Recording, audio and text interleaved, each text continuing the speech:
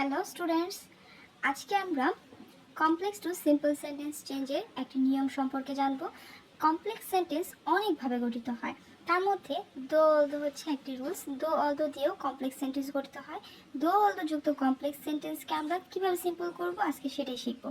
দো অলদো যুক্ত complex সেন্টেন্সকে simple সেন্টেন্সে চেঞ্জ করার সময় আমরা ইনস্পাইট অফ অথবা ডেসপাইট এটি ব্যবহার করে থাকি।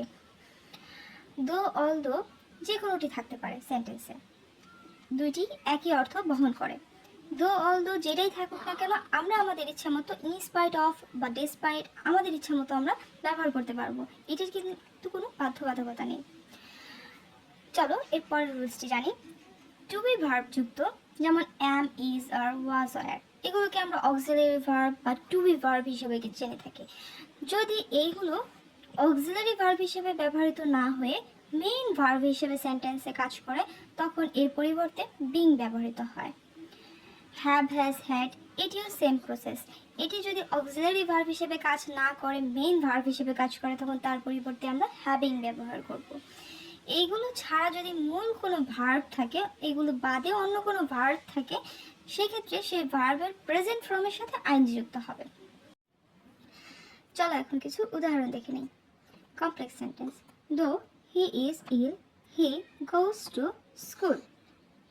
শুধু চেঞ্জ হবে এই অংশটুকুর, দো যুক্ত অংশটুকুর। দো এর পরিবর্তে হবে ইনস্পাইট অফ, হি এর পসেসিভ ফর্ম হিজ, ইজ এর পরিবর্তে হবে বিং, বাকি যা আছে তাই থাকবে ইল, he goes to school. Same প্রসেসে আরও কিছু উদাহরণ আমরা দেখি। Although he had qualification, he did not get a job. Although এর পরিবর্তে আমরা in spite of, despite ও লিখতে পারতাম। In spite of, he এর possessive form his, had আছে, had এর পরিবর্তে আমরা কি লিখব? having. Qualification, he did not get a job, বাকি যা আছে as it থেকে যাবে।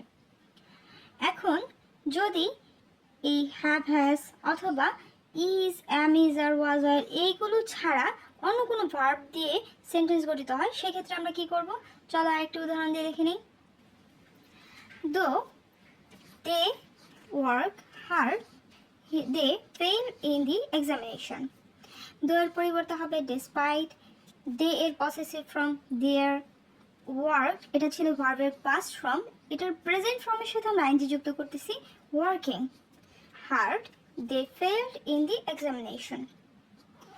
চলো আরো কিছু নিয়ম দেখি। Although we have been working hard, we cannot prosper. এইখানে মেইন ভার্ব হিসেবে ওয়ার্ক আছে, সুতরাং আমরা এই ওয়ার্ককে প্রেজেন্ট ফর্মের সাথে আইএনজি যুক্ত করে আমরা লিখব। এখানে যদিও ওয়ার্কিংই লেখা আছে, তাহলে আমরা চেঞ্জিংটা দেখি। Although এর পরিবর্তে হবে despite, we এর পসেসিভ ফর্ম our, work এর সাথে আইএনজি যুক্ত করে working hard, we cannot prosper. আরেকটা উদাহরণ দেখি। এবার আমরা লাস্ট উদাহরণ দেখব, এটার মাধ্যমে আমরা আমাদের ভিডিওটা শেষ করতে যাচ্ছি। Though he was learned, he did not get a job. এইখানে ওয়াজও আছে, লার্নও আছে। মেইন ভার্ব হিসেবে লার্ন কাজ করতেছে, সেই জন্য আমরা লার্ন এর প্রেজেন্ট ফর্ম এর সাথে আইএনজি যুক্ত করে দিচ্ছি। দেখো, দো এর পরিবর্তে দিচ্ছি ইন স্পাইট অফ, হি এর পসেসিভ ফর্ম হিজ, এবং লার্ন এর সাথে আইএনজি যুক্ত করে learning, he did not get A job. আমরা এই যে ভিডিওতে বারবার বললাম হি এর পসেসিভ ফর্ম, উই এর পসেসিভ ফর্ম, আমরা কিছু পসেসিভ ফর্ম ভিডিও শেষে অ্যাড করে দিচ্ছি। তোমরা এই পসেসিভ ফর্মগুলো শিখে নিও, তাহলে তোমাদের এই চেঞ্জিংটা আরও সহজ মনে হবে। কমপ্লেক্স টু সিম্পলের আরও কিছু রুলস আমরা পরবর্তী ভিডিওতে দিব। আমাদের পরবর্তী ভিডিও পাওয়ার জন্য আমাদের চ্যানেলটিকে সাবস্ক্রাইব করে রাখবেন। ধন্যবাদ।